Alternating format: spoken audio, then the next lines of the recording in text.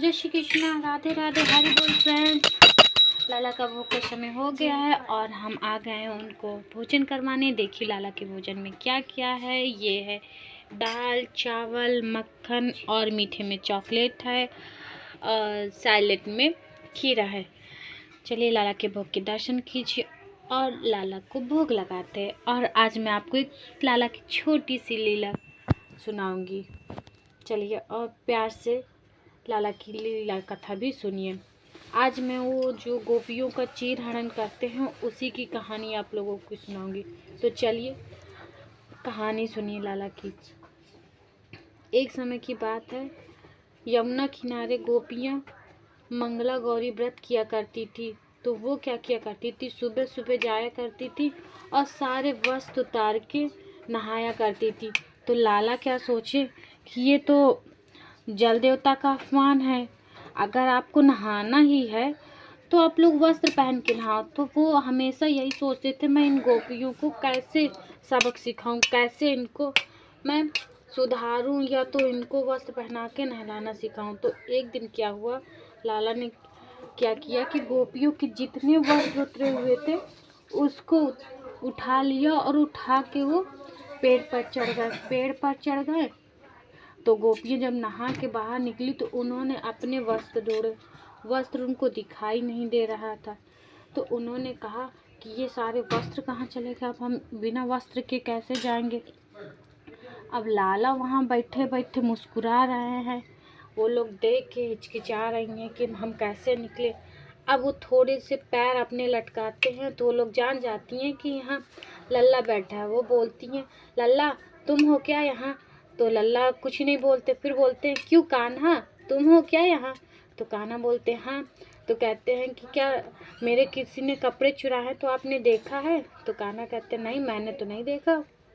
लाला ने कहा तो एक गोपी के नज़र जाती है, लाला के कपड़ों में वस्त्रों में नज़र जाती है और वो बोलती हैं, अरे ये देख झूठा छलिया, यही तो कपड़े चुरा के रखा है, यही तो मेरे हम लोग के वस्त्र लिए हैं।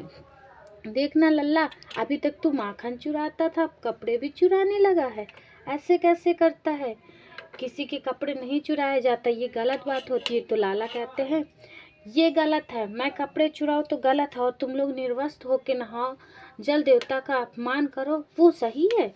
अगर तुम लोग वचन देती हो कि मैं कपड़े पहन कर वस्त्र पहन कर नहाऊंगी तो मैं आप लोगों के कपड़े दे सकता हूँ। अगर आप लोग निर्वस्त्र नहाएंगी, वचन नहीं देती हैं, तो मैं ये शिकायत तुम लोग के पतियों को बोल दूंगा। तो इसलिए आप लोग मुझे वचन दीजिए, तब मैं आपके वस्त्र लौटा दूंगा। तो उन्होंने वचन दिया लाला को, लाला ने उनके वस्त्र लौटा दिए।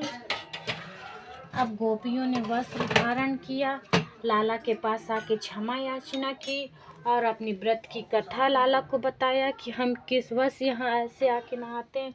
तो लाला ने कहा, माता गौरी वो कभी नहीं चाहेंगे कि आप निर्वस्त्र होके जल में नहाएं। जल देवता में बिना वस्त्र के, बिना कपड़े के नहाना, निर्वस्त्र होकर नहाना अपमान होता है। इसलिए आप लोग हमेशा वस्त्र पहनकर ही नहाइएगा। मंगला गौरी व्रत हो या कोई भी व्रत हो, उसमें कहीं नहीं लिखा है कि आप लोग निर्वस्त्र होकर नहाएं। इस तरह लाला ने गोपियों को सबक सिखाया और गोपियाँ समझी भी लाला की बात और उन्होंने प्रेम पूर्वक कहा कि ठीक है कान्हा, आप जैसे कहोगे वैसे ही हम करेंगे। और उन लोगों ने वचन दे के कान्हा से वादा किया और अपने अपने घर चली गई। इस तरह कान्हा ने, मेरे छोटे से लल्ला ने, उन गोपियों को सबक सिखाया और जल देवता का अपमान होने से बचाया। बोलिए राधे राधे, जय श्री कृष्णा, हरि बोल फ्रेंड्स, बाय बाय। लाला की तरफ से भी शुभ रात्रि।